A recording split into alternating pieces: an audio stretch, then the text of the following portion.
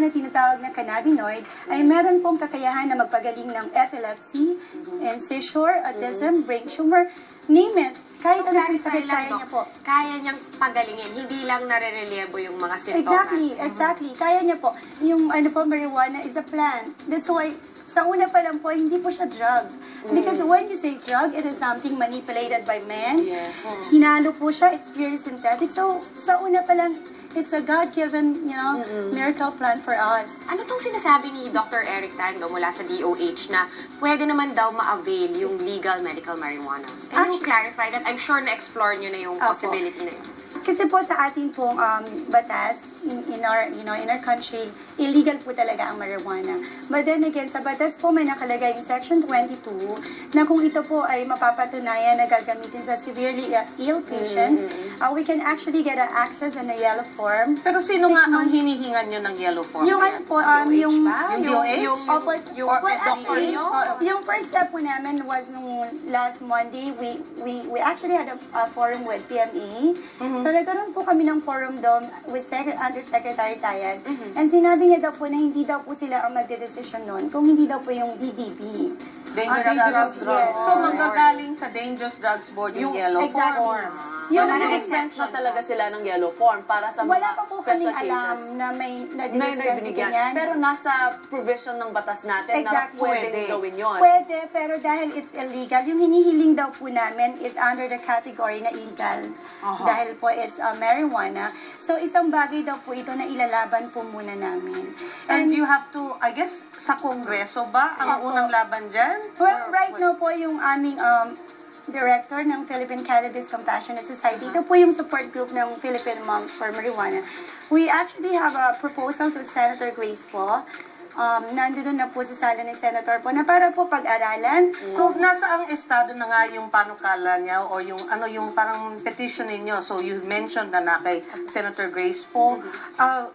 Will it not be helpful na diretsohan na lang sa Dangerous Drugs Board at humingi na, please, gumawa kayo ng yellow form para sa kaso naming particular. Yun po. At least for temporary purposes Exactly. until may sa batas itong legalisasyon. Exactly. Yun po yung actually pinaglalaban namin. What's the problem? What's delaying it? Sabi po nila, ito pa po ay pag-aaralan, pag-uusapan. Ng Dangerous Drugs Yes, Board. Dangerous Drugs Board. And tama po yung sinabi niyo, para sa isang magulang na nanganganib yung buhay ng anak. Siyempre, Siyempre, time is of essence, di ba? Importante. Yung sasabi namin, ano pong gagawin nyo sa mga anak namin? Yun po yung hinihiling namin. Baka naman pwede kaming pagbigyan kahit temporarily yellow form. Ako sa tingin ko, nananatili yung stand ko na hindi pa rin tayo handa for this. Pero kung may nakikita naman palang paraan at sinasabi nga po ng Department of Health na pwede naman palang mag-import, I think we should allow it in the country. Pero I think ang kailangan manguna dito or mag-control nito ay ang Department of Health. Hanggang national level lang muna. again, after listening to you, hindi lang siya yung handa ba tayo, na hindi naman tayo may sakit, hindi naman tayo yung nangangailangan. At ngayon narinig natin kay Doktora, dahil kayo po talaga you're desperate for your own child. Kaya after listening to you, it's no longer about handa ba tayo, it's they need it. Certain people need it, pangangailangan ito. Kaya kailangan talaga bigyan ng special attention and special rules and regulations for you to be able to avail of these medical services and products. Right? Obviously, I totally agree with all of you, no? And I'm quite proud na meron tayong Section 22 na yun to begin with. Para what? Meron Pwede tayong- pala. Pwede pala. At sana yung mga taga-DDB nanonood sa ating show ngayon. Morning! Good morning sa inyo. Hi!